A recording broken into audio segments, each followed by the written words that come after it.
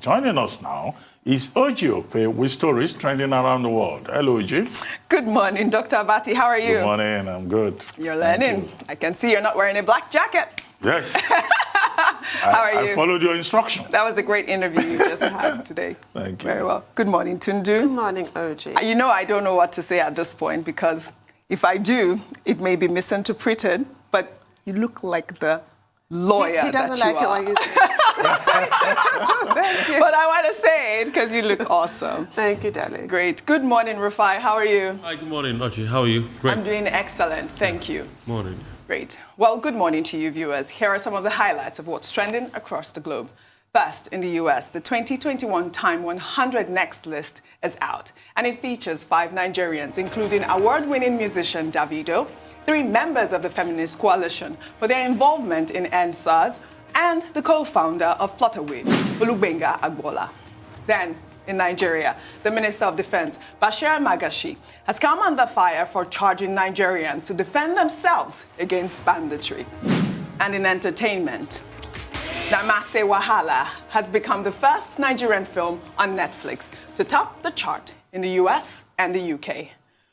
I'm going to marry you. Excuse me? This is such wonderful news. Who is he? Where's he from? I'm Raj.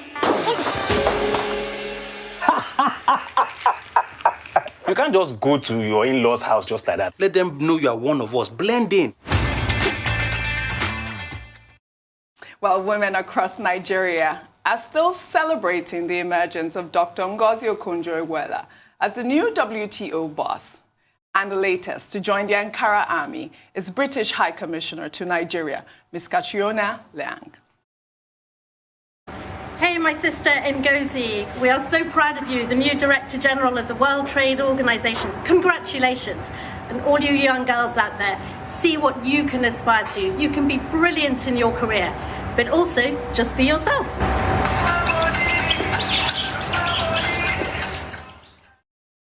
Rufai, how cute was that dance? She was doing a tap. No.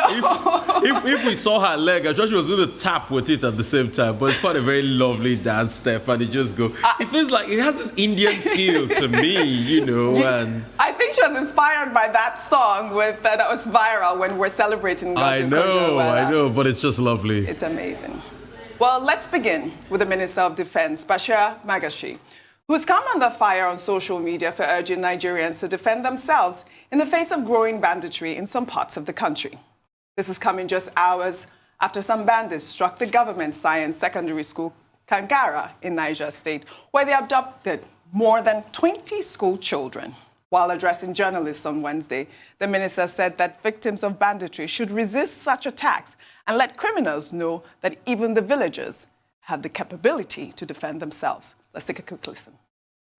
Is it the responsibility of the military alone? It's the responsibility of everybody to keep alert and find safety when necessary. But we shouldn't be cowards. At times, the banditry will only come with about 3 rounds of ammunition. When they fire shot, everybody runs.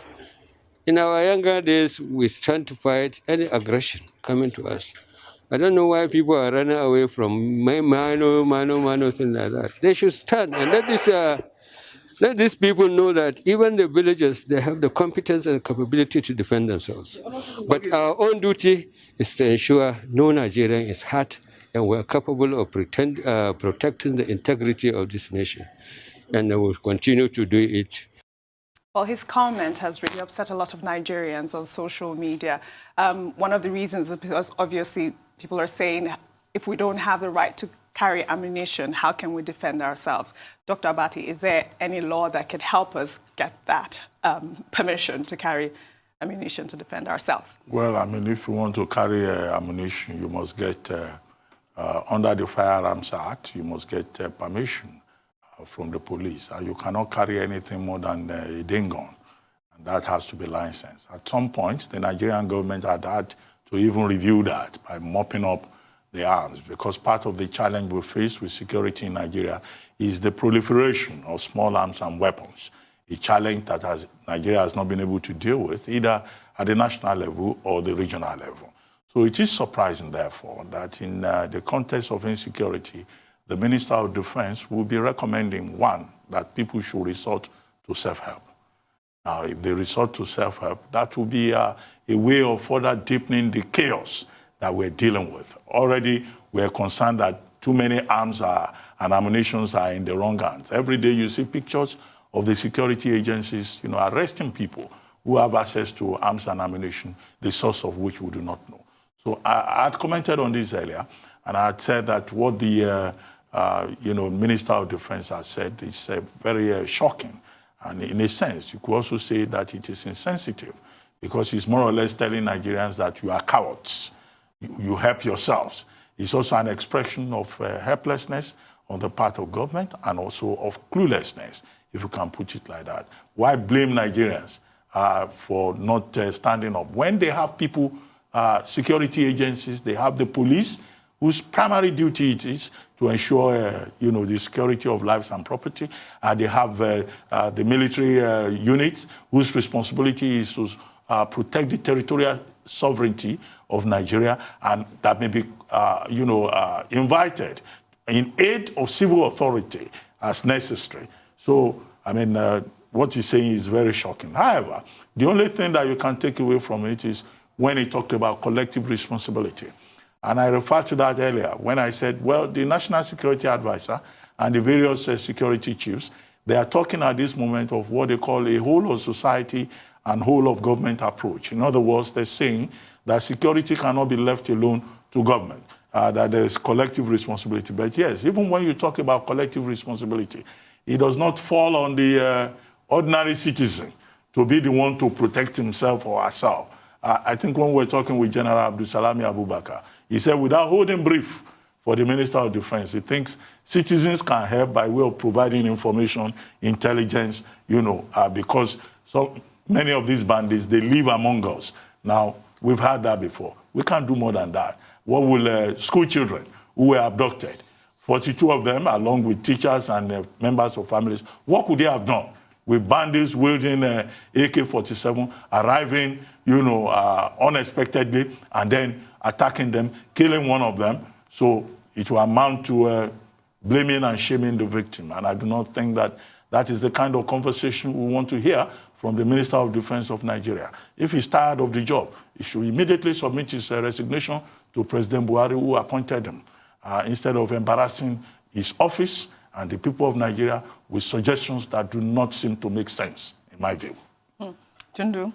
Well, I didn't even link this statement at all, to the NSA statement talking about collective responsibility, because that was a lot more sensible. This one, for me, was just so jarring in the use of the word coward, in him saying in his younger days he could have given the bandits what for, as if this current generation, I despair of how weak, how lame you are. I mean, it is victim blaming at its lowest, at its most abhorrent. The fact of the matter is that security is the responsibility of the government. Yes. The abysmal failure to arrest insecurity is the responsibility and the fault of the government, not the citizenry. And as you've said, we do have that Firearms Act in Nigeria. We do not get to walk around with pistols and AK-47s and whatever. If you do that, then you are a criminal. You will be arrested, you will be charged. So what exactly is he trying to suggest? That people should, wield kitchen utensils against armed bandits? It makes no sense. And it just goes to show the kind of public servants that we have that treat the people they are meant to serve with such contempt. This is extremely offensive to me, quite frankly. Yes, no, everyone's because these children have been kidnapped, and rather than give assurances of their safe return, this is what he has to say. And he did actually give assurances of their safe return, saying what they did in Katsina, they will repeat. You should not be repeating it. It should not have happened at all. He should be hanging his head in shame, rather than pointing fingers, talking about other people's inadequacies. Very good point. Very good point, Tundu. Rufai, before I come to you, I guess we'll have to take a quick break. And when we come back, What's Trending on the Morning Show will continue.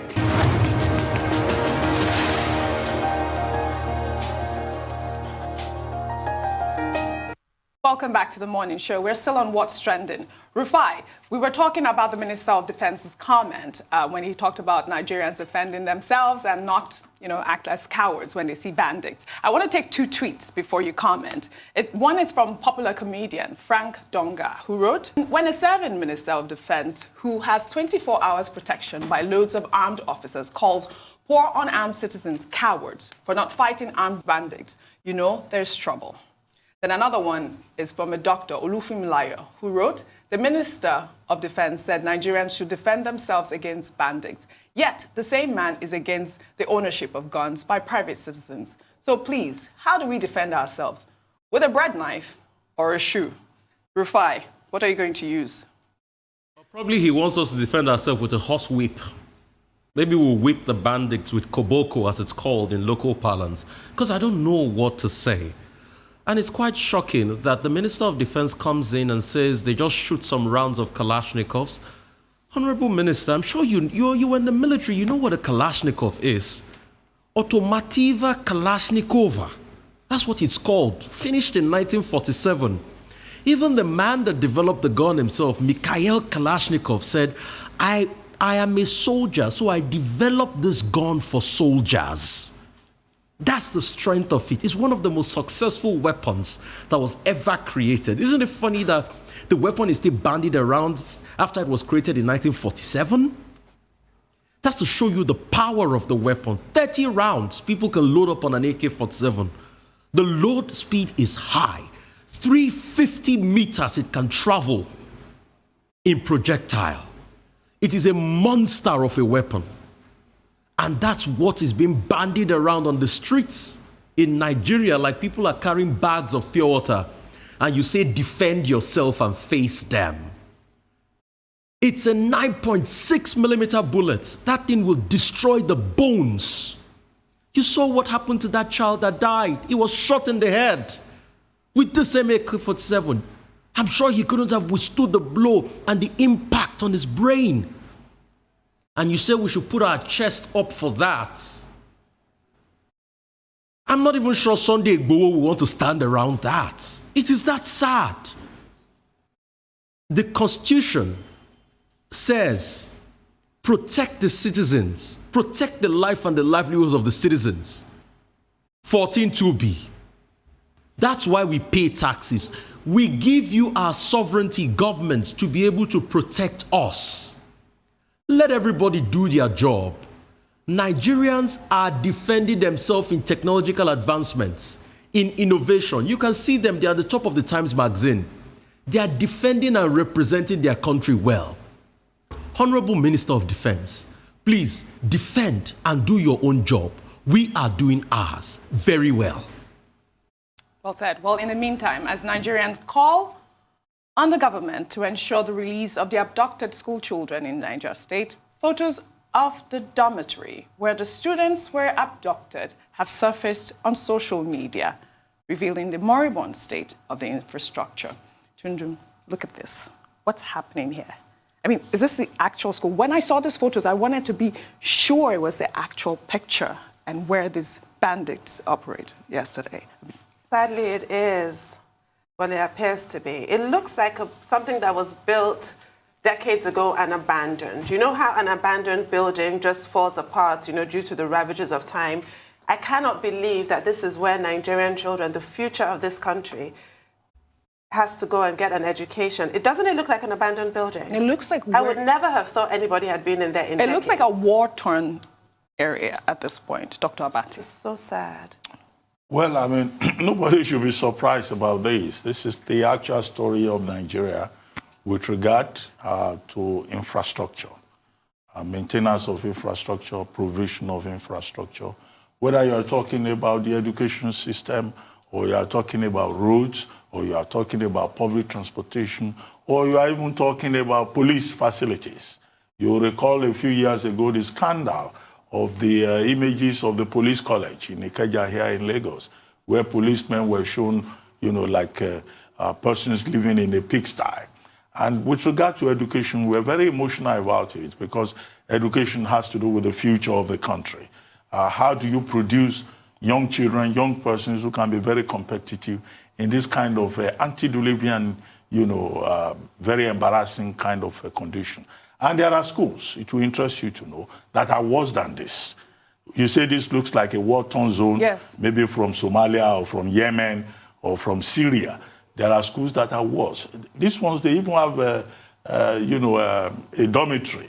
They even have classrooms. We have shown images on this same program of students who study under the trees, or students who do not even have access to classrooms. The other day, you yourself brought the story of nursing students from the University of Nigeria, Nsukka, who were writing an exam outside the classroom, outside the hall. We asked the University of Nigeria, Nsukka, to explain what was happening. Up to now, nobody has explained anything. However, with regard to this Kangara school, the primary task before the government of Nigeria and the Niger State government is to get those children, the family members, and the 3 staff members released, to rescue them. We are hoping that we will have the same happy ending as we have in the case of the Kankara 300, yes, as I said earlier on. The president has already mandated the security agencies to ensure that. We have seen a high-profile visit led by the Minister of Defense, even if, unfortunately, the Minister of Defense went there to put his foot in his mouth, But it's not about high-profile visits. It's about making sure that those people, they are rescued and that steps are taken to prevent future occurrences. I recall that in 2014, since 2014, the federal government of Nigeria has been talking about perimeter fencing for secondary schools, yes, for boarding schools across the country, particularly in the northern part, where, these bandits always go and kidnap students. Now, I'm not too sure. We should ask the question, what's the status of that project about perimeter fencing? What has government done over the years to provide necessary security for vulnerable children and teachers in many of these schools? So these are the kind of questions we should be asking. And I hope that after the children and the other persons have been rescued, where that particular school, when we do a follow-up story, will not look like that.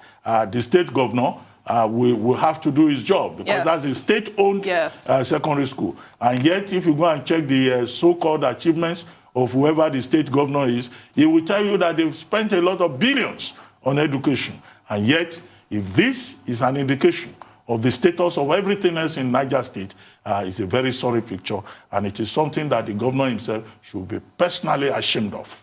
Well said, Dr. Abati. Let's take another story that has gone viral on social media. It's a video of a popular clergyman, Apostle Johnson Suleiman, who was boasting about purchasing his 3rd private jet during the COVID-19 pandemic. In the short clip, the clergyman could be heard saying that he already has 2 private jets, but purchased a 3rd one while people were busy complaining about the pandemic. Let's take a quick listen. In COVID, I bought a jet. In COVID. The 3rd, I have 3. The 3rd one. In COVID. I was praying for COVID not to end because I was resting. While people were complaining, my wife asked me, say, can life be this sweet? Am I talking to somebody here? No stress. I read on the net, was it yesterday? Somebody sent it to me. There's a rumor going around that I have a machine that prints money. I like that rumor.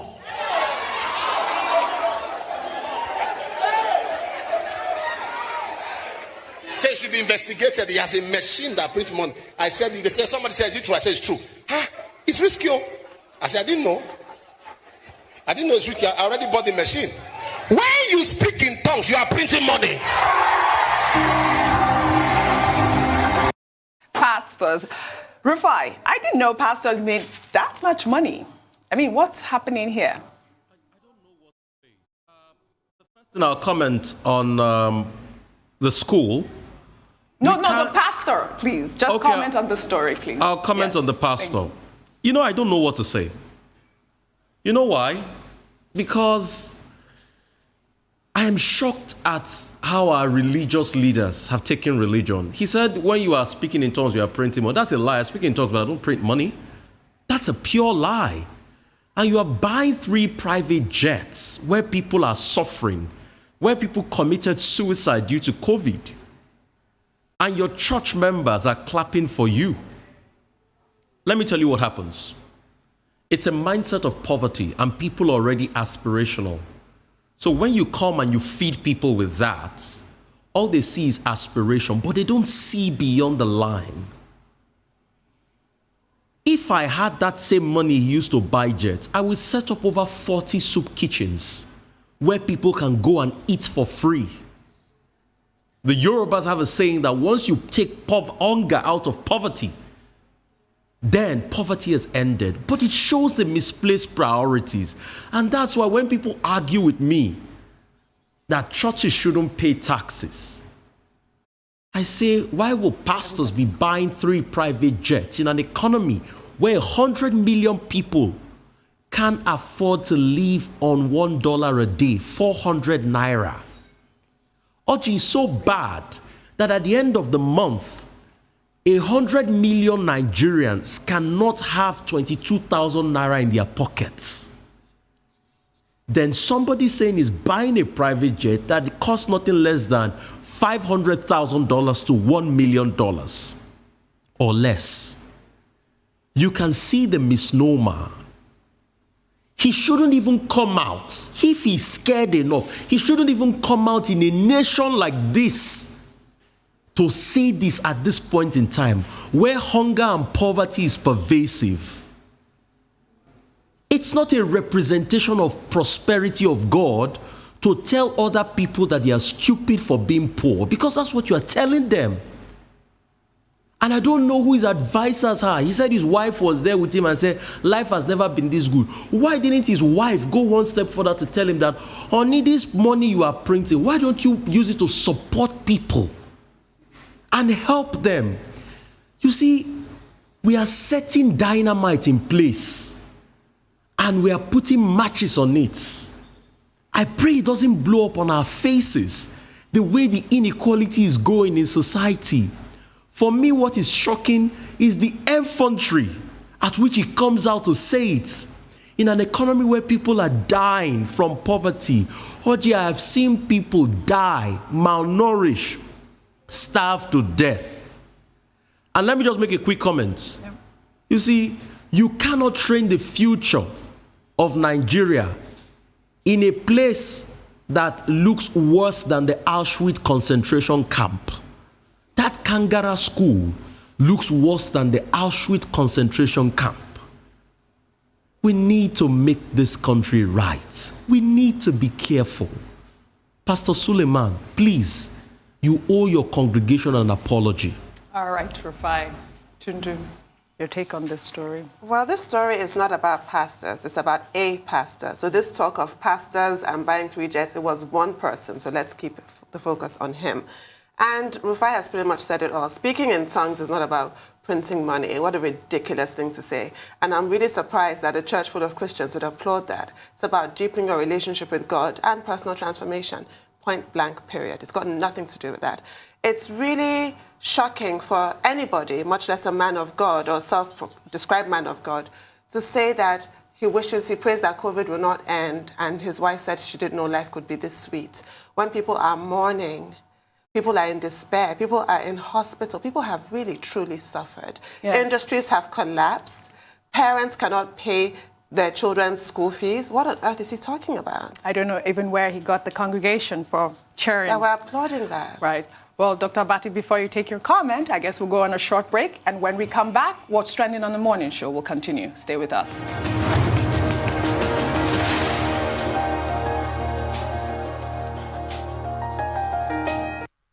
Welcome back to the Morning Show. We're still on What's Trending. Dr. Abati, before we went on a break, we were talking about Apostle Suleiman purchasing his 3rd private jet during the COVID-19 pandemic. Yeah, well, Apostle Suleiman Johnson, or Johnson Suleiman, the lead pastor of the Omega Fire International Ministries with headquarters in Auchi, is not new to controversy.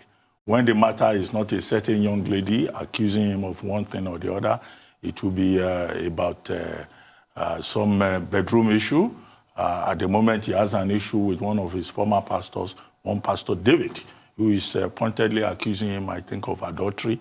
And now this latest controversy. So we won't be surprised what the next controversy will be. But in this particular case, I think it's very insensitive. Worldwide, over 11 million people are infected as a result of COVID-19. Over 2 million have died. Even here in Nigeria, we have a very serious case. I'm sure that congregation that is in front of him that he was preaching to, there will probably be some of them, who know persons who have either died as a result of COVID-19 or have survived or have been infected by it. And the key message that he has for them, in that particular sermon, is to tell them that while other people are suffering, he and his wife, in fact, they are making so much money, they are progressing, they are resting. In other words, one is saying that, well, we are superior to you people. We have a certain anointing, and if you are anointed, then, of course, you can be untouched by COVID-19. Well, I guess, people who worship pastors, it's like the kind of thing they like to hear. And that is why, at one level, we keep saying to people who have turned pastors into God to beware. Because the Church of Christ is the church of the poor. But we have this major problem in Nigeria of these prosperity pastors, prosperity gospel, where the only thing that they show is they exhibit wealth. They preach that once you read your Bible, you will automatically become rich.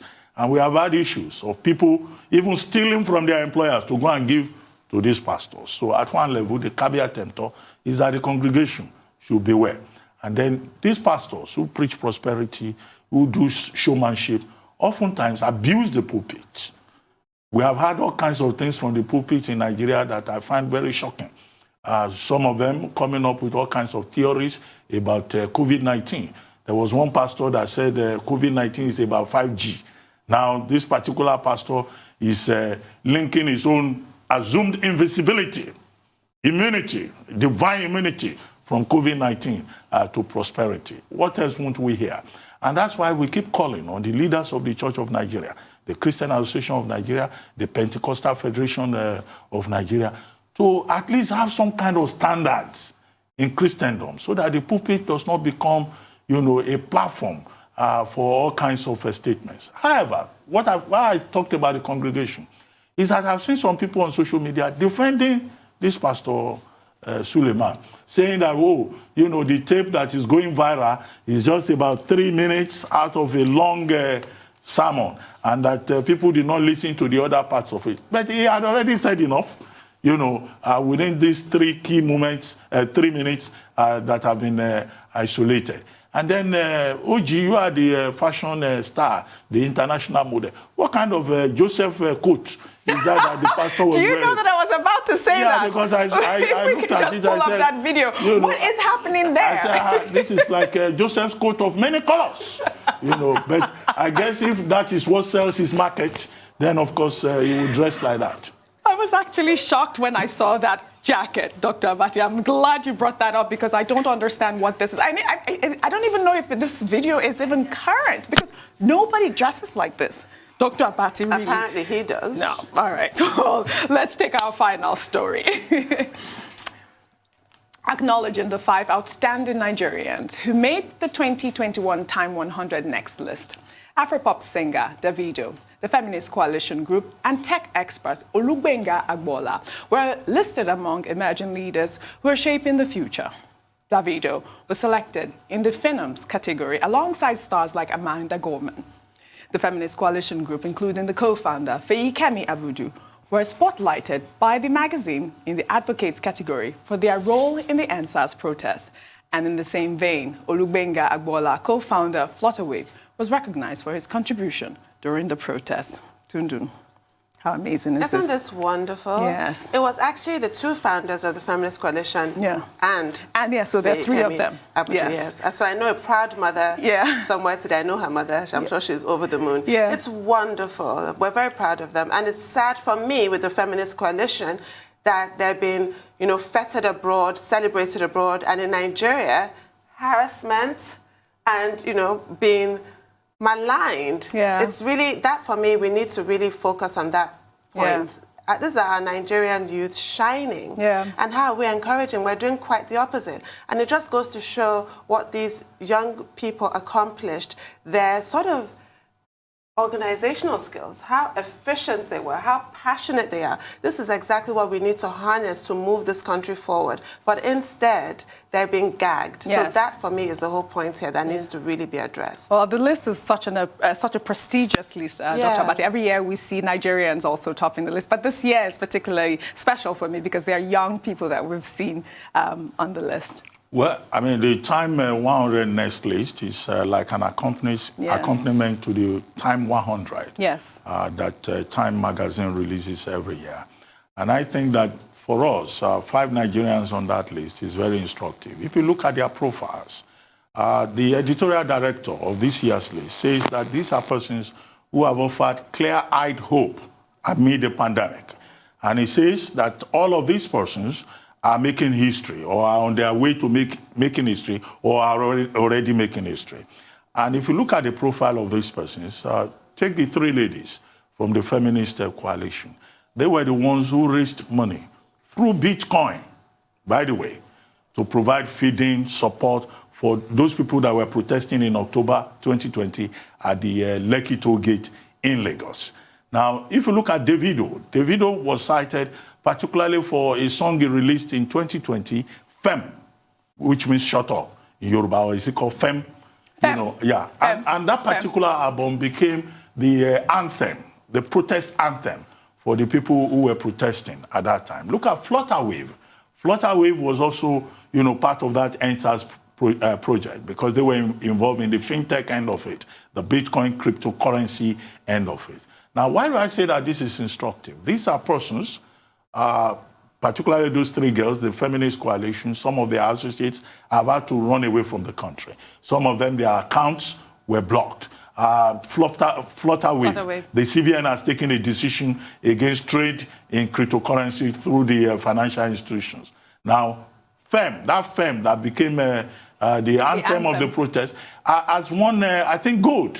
That's the second gold category album that Davido will produce. So this international endorsement is also, in a sense, a message to the Nigerian government. I like that point. That these persons who are despised at home because of their commitment to public good, the international community thinks that their contribution is very useful. Another important thing about this list is that on that list alone, there are about 54 women.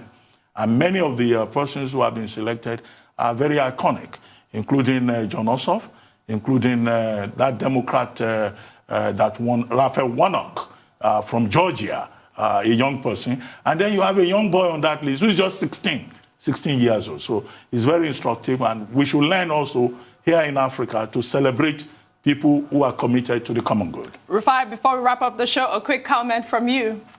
Yeah, we should learn to celebrate young people in Africa. If people don't start by asking them, how old are you? Because ageism is a big problem in Africa. So if people don't start by asking them, how old are you to have achieved this? I think that's where the problem lies, really. But congratulations to all those people. Yes. They are the diamonds the president talked about at our independence event last year. They are the diamonds, and we should respect them. Nigerians will constantly shine. Yes. They're made to shine. We shine so bright. We've got diamond on the soles of our feet, like Paul Simon says in Graceland. Thank you, Rufai. They truly are diamonds. Thank you. We'll see you again tomorrow.